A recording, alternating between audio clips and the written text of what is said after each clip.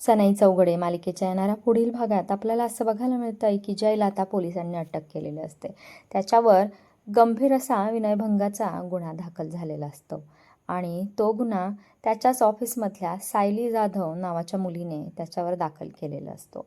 या सगळ्याच्या मागे समायराच असते. समायराने सायलीला पैसे देऊन हे सगळं करायला सांगितलेलं असतं.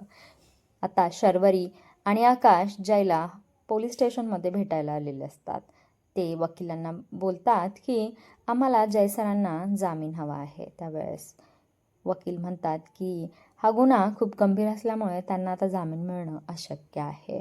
इकडे आता शर्वरीला जेव्हा नाव कळतं की ती मुलगी सायली जाधव आहे, तेव्हा शर्वरी तिला भेटायला जाते आणि तिला दम देते की कशाला उगी जयसरांना अडकवते आहेस. तर जय सर असे नाहीत. त्यावेळेस ती सायली म्हणते की तुला काय माहिती आहे गं, माझ्यापेक्षा तू चांगलं ओळखतेस का जय सरांना. त्यावेळेस शर्वरी म्हणते की हो. शर्वरी सायलीला समजावून सांगण्याचा प्रयत्न करते की जय सर हे खूप चांगले आहेत, तू त्यांना मुद्दाम अडकवते आहेस.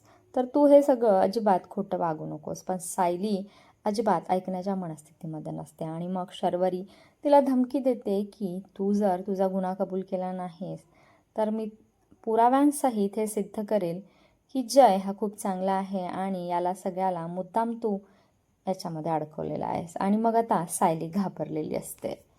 काय शर्वरी आता या सगळ्याची मेन सूत्रधार समायरापर्यंत पोहोचेल का आणि जयला ती सुखरूपपणे पोलीस स्टेशनमधून बाहेर काढेल का, हे पाहणं खूप रंजक ठरेल.